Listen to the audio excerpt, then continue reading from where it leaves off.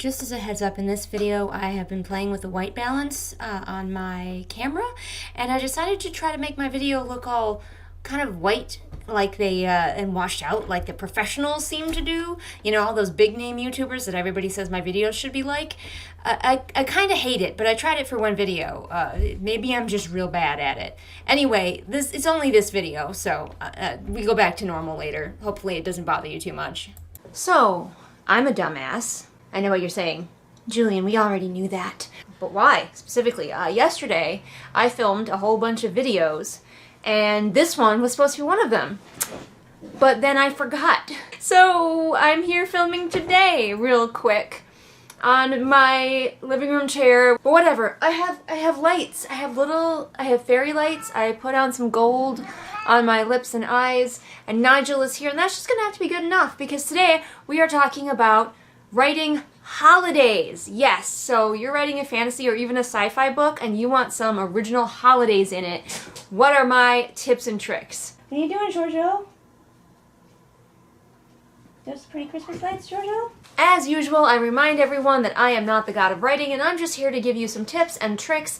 Obviously, all of these are not going to work for everybody, and certainly not all for the same holiday. Animals are getting up to shenanigans, like, oh my goodness. Today is not the day to film. I just got my booster shot yesterday, so my arm is really sore.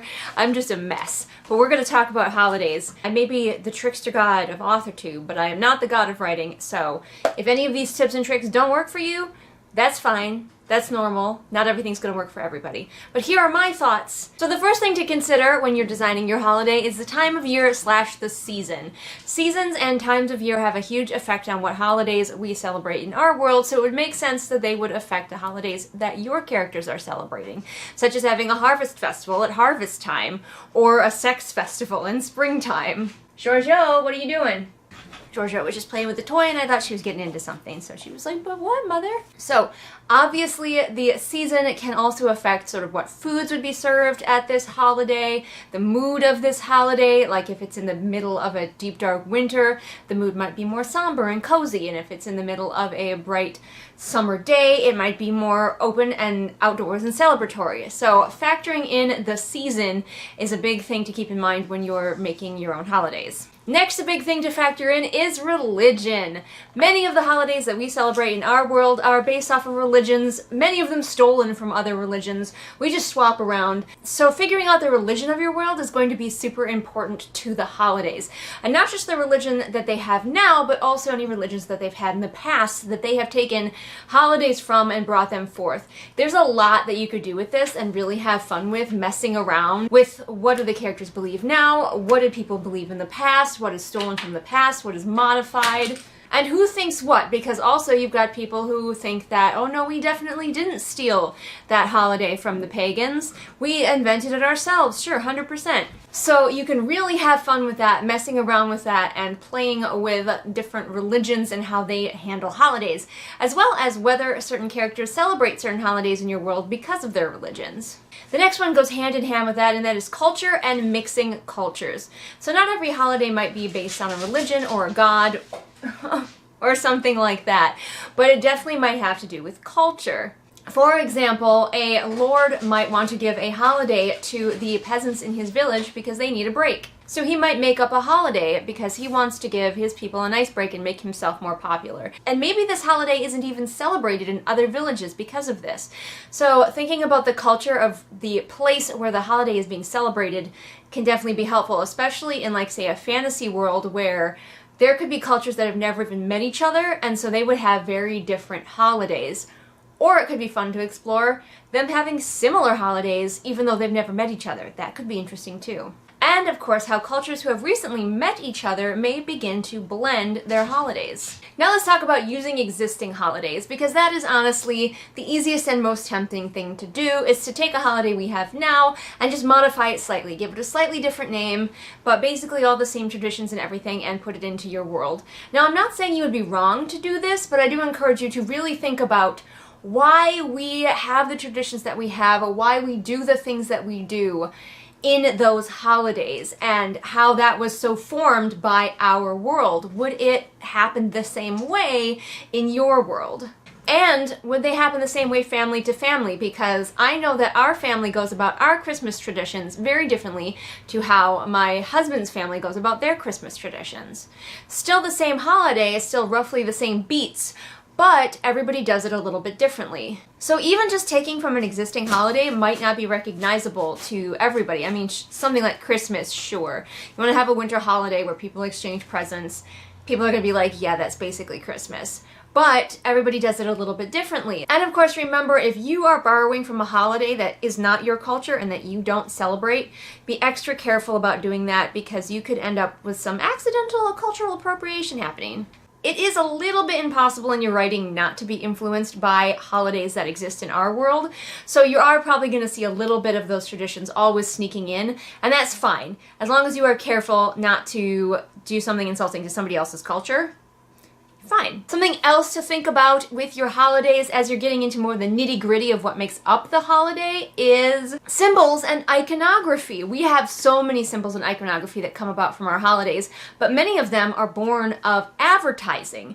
So thinking about in your world, whether you're writing a fantasy where maybe there wouldn't be much from the way of advertising, or a sci-fi where there might be a great deal of advertising, what sort of iconography goes along with your holiday? Also, what sort of in the home symbols there might be, a Christmas tree, a menorah, that kind of thing. What are the big symbols of the holiday, or does it have any? You've got maypoles, you've got jack-o'-lanterns, you have so many different things. And as you're deciding on these symbols, looking into where these symbols would have come about in the culture. Like finding out that jack-o'-lanterns were originally meant to scare away evil spirits and used to be made out of turnips.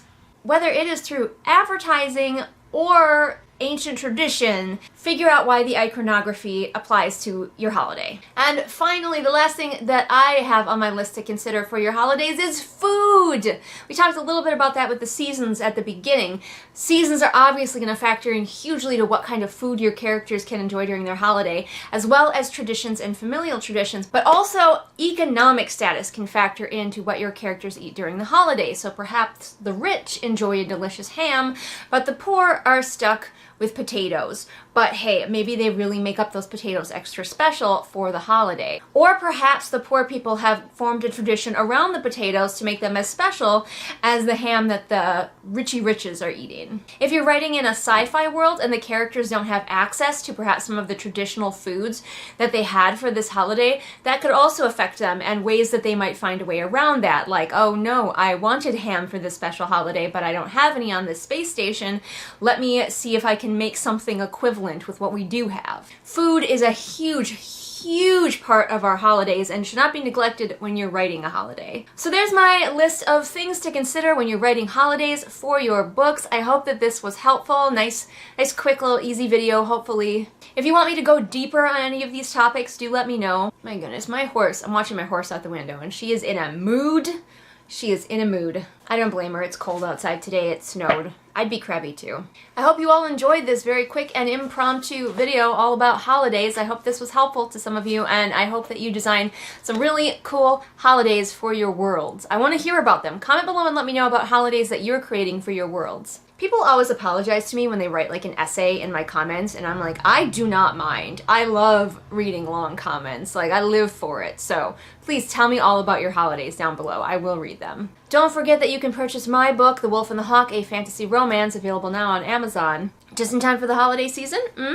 Perfect gift if you are a person who celebrates a gift-giving holiday. You can also give me the gift of your love, affection, and monetary donations over on Patreon, where for as little as $1 a month, you get exclusive access to videos not seen here on the regular channel ever, so that's pretty exciting. And you can follow me on all of my social media, links in the doobly-doo, so you know what to doobly-doo. And now I have to clean up all of this holiday stuff that I just put all over my living room.